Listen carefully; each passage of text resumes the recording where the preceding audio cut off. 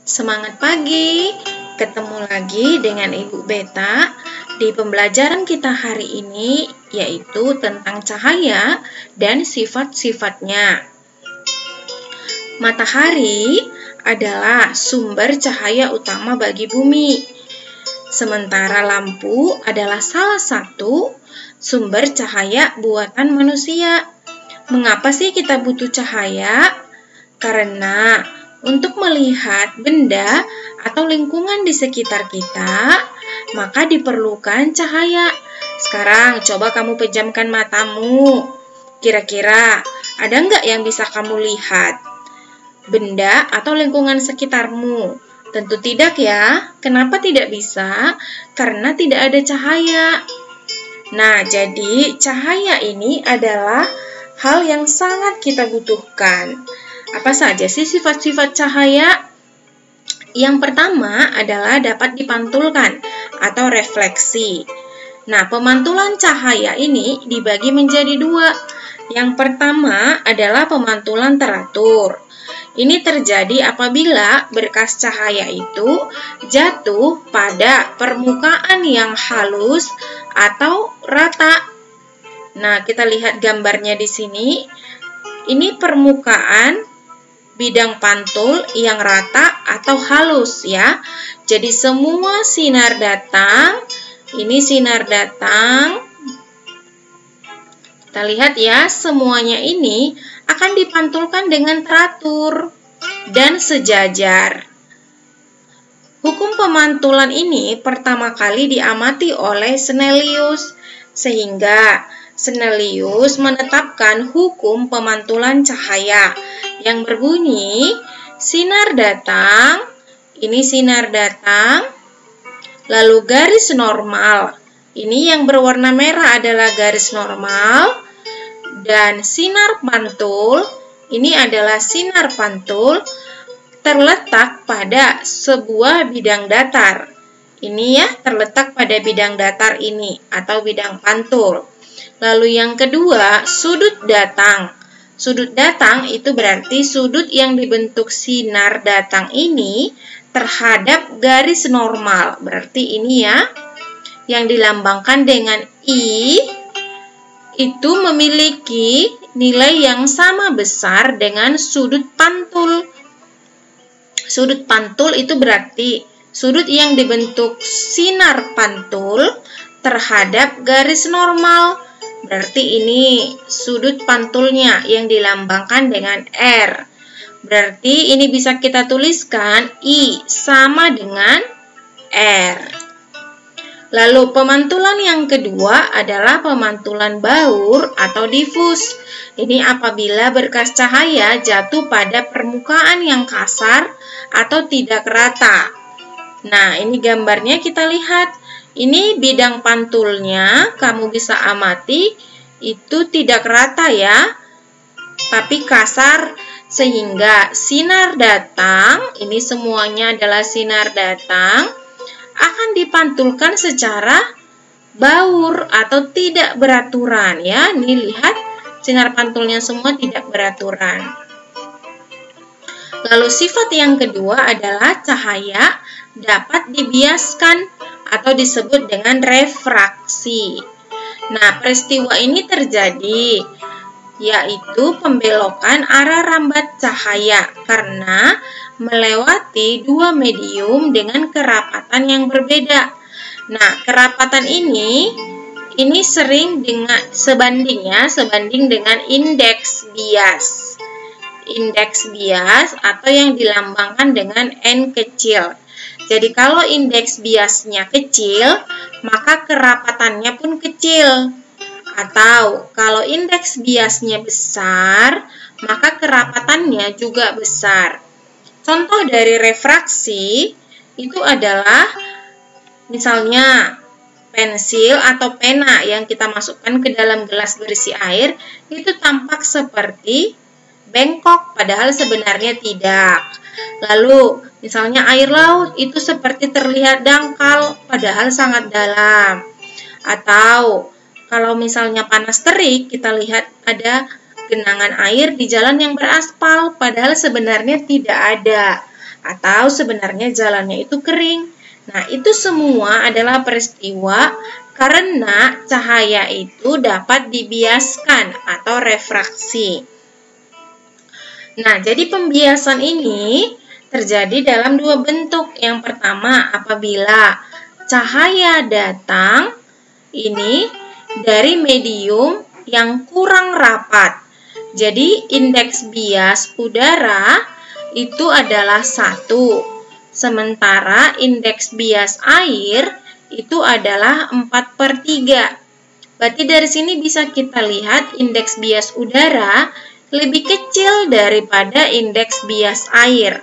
Berarti udara ini kurang rapat atau kerapatannya kecil ya, karena indeks biasnya kecil.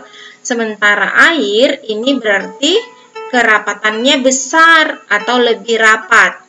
Jadi sinar yang datang dari medium kurang rapat menuju medium yang rapat itu akan dibelokkan menuju garis normal atau mendekati garis normal. Ini garis normal ya. Kita lihat, harusnya kan kalau ditarik garis lurus dia akan menuju C. Tapi justru dia dibiaskan menjadi garis D, yaitu mendekati garis normal. Makanya ini akan menghasilkan I, ini ya, sudut sinar datang lebih kecil, lebih besar, maaf ya, ini lebih besar ya. Lebih besar dibandingkan dengan sudut R, ya. Oke, yang kedua, apabila cahaya datang dari medium yang lebih rapat. Air tadi lebih rapat menuju medium yang kurang rapat menuju udara. Nah, ini akan dibiaskan menjauhi garis normal. Ini garis normal. Kita lihat dia semakin jauh ya dari garis normal sehingga ini sudut datangnya atau I itu lebih kecil dari sudut pantulnya, R-nya. Karena dia menjauhi garis normal, jadi sudutnya semakin besar.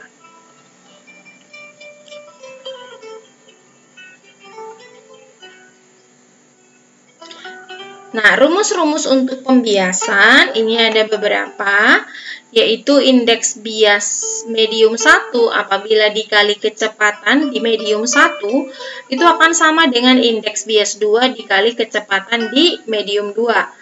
Atau N1 per N2 akan sama dengan V2 per V1. Di mana N atau indeks bias rumusnya adalah C dibagi V. Nah, ini keterangan lambangnya masing-masing ya. Contoh soal, cahaya merambat dari udara ke air. Kecepatan cahaya di udara adalah 3 kali 10 pangkat 8 dan indeks bias air adalah 4/3. Ditanya kecepatan cahaya di air. Nah, berarti apa saja yang diketahui? Kita tuliskan dulu kecepatan cahaya di udara. Nah, kita bisa lihat di sini apa lambangnya? Kecepatan cahaya di udara itu sama dengan di ruang hampa ya. Dilambangkan dengan huruf C. Berarti C-nya adalah 3 kali 10 pangkat 8 meter per sekon. Lalu indeks bias air, berarti mediumnya adalah air. Indeks bias itu N, sama dengan 4/3. Yang ditanya adalah kecepatan cahaya di medium atau di air, yaitu V. Nah, apa rumusnya? Lihat tadi rumusnya di sini ya. N itu dirumuskan dengan C dibagi V. Berarti N sama dengan C per V. Dari sini kita bisa turunkan rumus V.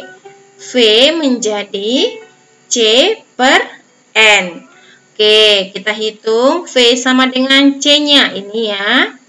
3 kali 10 pangkat 8 dibagi N-nya 4/3. Berarti ini 4/3. Sama dengan 3 kali 10 pangkat 8 kali. Ini kita balikkan atau putar menjadi 3/4. Berarti 3 dikali 3, 9/4 kali 10 pangkat 8 meter per sekon. Inilah nilai dari V-nya. Contoh soal yang kedua. Nah, ini cahaya merambat dari air ke kaca. Jika indeks bias air adalah 4/3, kita tuliskan dulu. Diketahui indeks bias airnya, berarti Na itu 4/3. Lalu indeks bias kaca 3/2, berarti NK 3/2. Hitunglah besar kecepatan cahaya di kaca. Jika diketahui kecepatan cahaya di air, berarti diketahui V air ya. 2 kali 10 pangkat 8 meter per sekon. Dan yang ditanya adalah V di kaca. Oke, ingat tadi rumusnya ya. Yaitu NA jika dikali dengan VA akan sama dengan NK dikali VK. NA-nya 4/3 dikali VA-nya 2 kali 10 pangkat 8 sama dengan N kacanya 3/2 dikali V kaca. Kiri kanan itu bisa kita bagi kalau bisa, tapi kalau tidak bisa berarti jangan dibagi.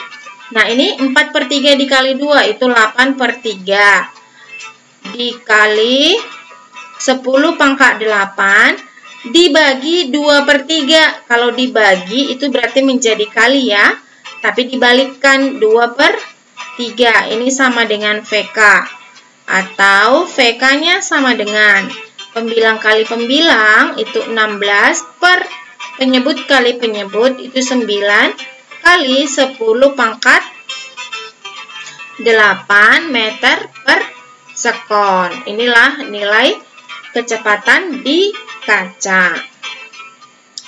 Sifat yang ketiga itu adalah dapat dipadukan atau disebut dengan istilah interferensi. Jadi cahaya itu kan adalah gelombang. Maka ketika dua gelombang cahaya atau lebih itu dapat berpadu atau bersatu membentuk gelombang cahaya gabungan. Lalu sifat yang keempat itu adalah dapat dilenturkan atau disebut dengan istilah difraksi. Nah, lalu difraksi ini sebenarnya apa sih?